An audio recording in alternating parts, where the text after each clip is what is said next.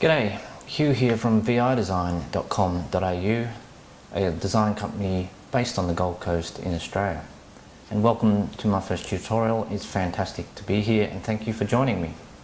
I thought we'd begin with something fairly simple and straightforward. Often when you are out and about, you might be travelling, you're subject to the conditions. So it could always be overcast or raining or cloudy. There might not be sunrise or sunset because of the conditions, there's too much cloud. Or you may only be able to get access to a location during the middle of the day. So what I've done is on a cloudy day, it wasn't raining but it was very overcast, it was very dull. It was about 1 o'clock in the afternoon, so it's right in the middle of the day. I've taken this photo and it's very flat and dull. It doesn't look great. But what we're going to do is we're going to take this photo into Lightroom and make a few simple adjustments that really turn this photo around and make it look quite interesting. It won't be perfect, but it will look a whole lot better than the original photo. So let's get into Lightroom and see how it's done.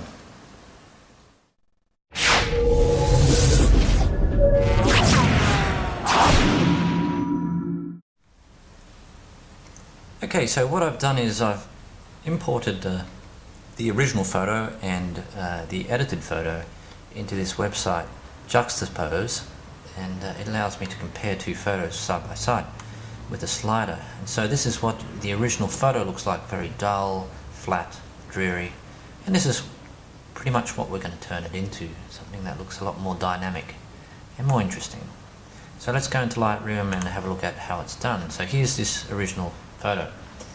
So in Lightroom we have these basic settings. Now just before we get started, I'll just let you know that I was just out and about walking. I wasn't really doing any photography. I was just happened to have my camera with me, just actually going out for lunch, and just snapped this photo off handheld. I didn't have a tripod, didn't have a remote, so it's not the clearest, most defined photo going around. If you have a look in here, you see it's not all that sharp. Being handheld, I don't have the steadiest of hand, but for the purposes of this tutorial, it's a good photo to use, just not actually sharp, unfortunately. So the first thing we do is we go to the basic section of Lightroom and we bring down the highlights all the way down and the shadows all the way up.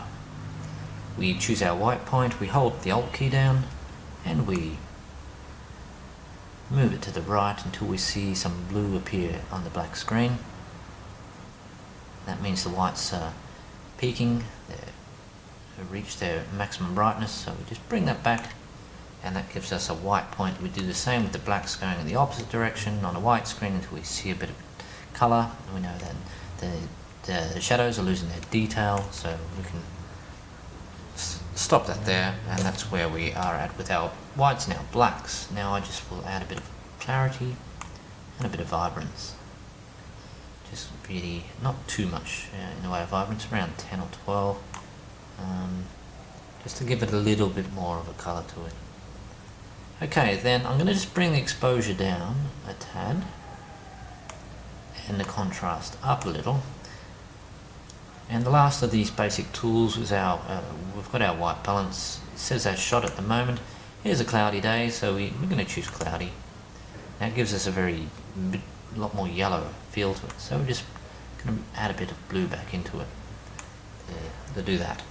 Okay, now I've done the basic adjustments. I think I'll do a crop, and we'll crop out the bottom of this to give it a bit of a better look. Just bring it up to under there, and then bring the top down to give it more of a rectangular feel, like that. Just give it a little bit more room, and then that's our crop done. Now if you notice there, the horizon is very angled, and that's not so good, so we need again to go to the crop tool, choose the angle button, and then you just run that along the horizon from one end to the other and let go, and automatically straightens up the horizon for you. Now the problem there is our this lifeguard tower is now leaning to the right. So what we need to do is come down to the lens correction and choose manual. And because it's a vertical issue, we choose the vertical option, just slide that to the left and it will go to about 10. See to get that looking nice and straight. Now you'll notice up here our crop's not so good. And you'll also see there's a white bit down here. So first thing I'll do is go back into crop and just move this down. Because of our adjustments, it's pushed things out a little bit. We'll do that. And sometimes I would take this back to Photoshop and fill it with a content-aware fill. But for the purposes of this tutorial, we're just going to stay in Lightroom, so I'll just crop that in like that. And that gets rid of that white bit in the corner there. Now, as I said, it's a bit of a handheld photo, so it's not very sharp, but we can come into detail and try and sharpen it up a little bit. You're sort of fighting a losing battle really, but add a little bit of sharpness to it. But if you use the mask, you can mask out all the bigger items and just focus on sharpening the edges and finer details, and that gives you a bit of a sharp look. Now sometimes when you pump up the sharpness like that, the luminance, the noise increases, so luminance gives you a bit of a noise reduction, but there's not a lot of noise in this photo for us to worry too much about that. But in other cases, that would be how you would reduce the noise. Now, if you notice, the sky is pretty much flat. It's the same from top to bottom, left to right. So I'm going to put a graduated filter on it at an angle that gives us a bit of a chance to change the way the sky looks. Now everything from the middle upwards is going to be affected, and it's graduate in a graduated manner, and in the opposite direction down here. So I'm going to actually reduce the exposure a bit. Now the reason why we've got this at an angle up here is we don't really want to affect this tower too much if we can avoid it.